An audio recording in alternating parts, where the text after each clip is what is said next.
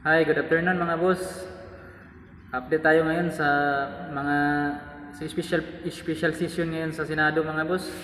So ngayon, officially na pinalitan na si Alan Cayetano bilang SP, Senate President dahil sa mga nangyayari, kalukuhan, mga dekadramahan ni Cayetano at saka yung mga kasamahan niya, sila Marcolita, Ruben, yan.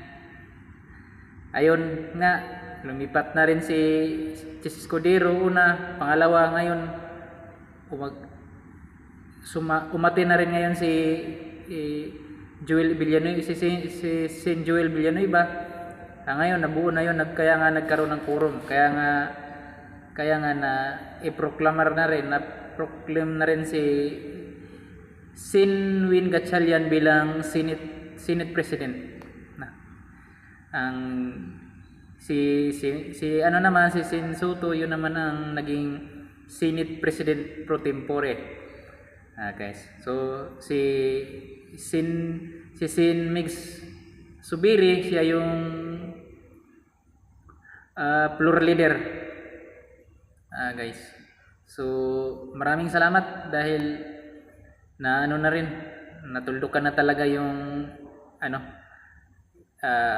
sana makapagtrabaho na ang ating mga senador at makapaggawa na ng batas para mapakinabangan ng mga Pilipino, hindi yung kadramahan ng mga kasamahan ni Cayetano na walang ibang ginagawa, yung mga pansarili lang nila para sa mga Duterte. Yan, walang ibang inisip yan dahil palapit na rin yung impeachment trial ni Sara Duterte yan, guys. Kaya yun ang kapituko talaga si Alan Cayetano. Kaya yun nangyari ngayon. So salamat dahil marami ng natauhan, ayan, na tama na magtrabaho na tayo, hindi yung pagdadrama kung ano-anong pinanggagawa nila diyan sa Senado. And nagpapatawag ng session, hindi naman sila authorized, wala naman sila sa kapangyarihan dahil nga na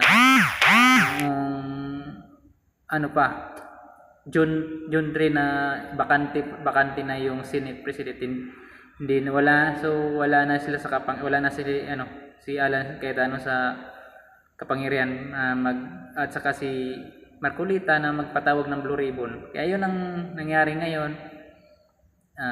So ang ngayon officially na Senate President si Win Gatchalian. So palakpakan natin mga idol. So salamat.